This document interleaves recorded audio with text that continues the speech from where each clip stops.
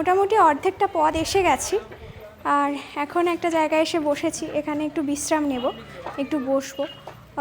ওনারা একটু আগিয়ে গেছেন।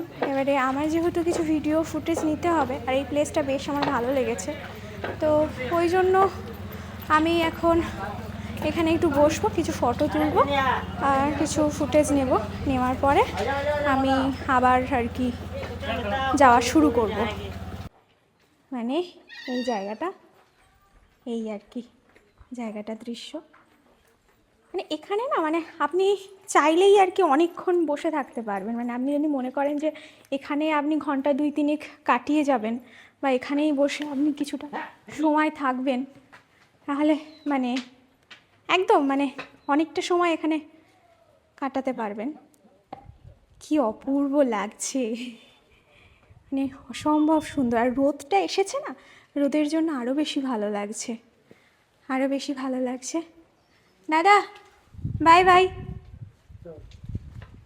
তো এই হচ্ছে ব্যাপার। আর এই ওনার দোকানের, এটা হচ্ছে গোয়ালঘর। আর এবার আবার হাঁটা শুরু।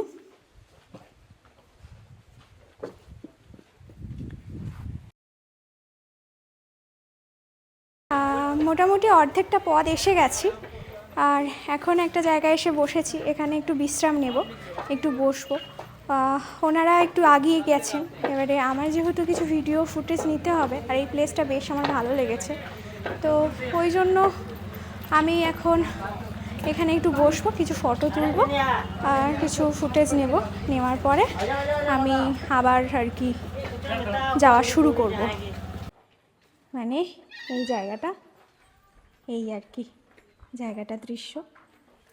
মানে এখানে না, মানে আপনি চাইলেই আর কি অনেকক্ষণ বসে থাকতে পারবেন। মানে আপনি যদি মনে করেন যে এখানে আপনি ঘন্টা 2-3 কাটিয়ে যাবেন, বা এখানেই বসে আপনি কিছুটা সময় থাকবেন, তাহলে মানে একদম মানে অনেকটা সময় এখানে কাটাতে পারবেন। কি অপূর্ব লাগছে, মানে অসম্ভব সুন্দর। আর রোদটা এসেছে না, রোদের জন্য আরও বেশি ভালো লাগছে, আরও বেশি ভালো লাগছে। দাদা বাই বাই। তো এই হচ্ছে ব্যাপার। আর এই ওনার দোকানের, এটা হচ্ছে গোয়ালঘর। আর এবার আবার হাঁটা শুরু।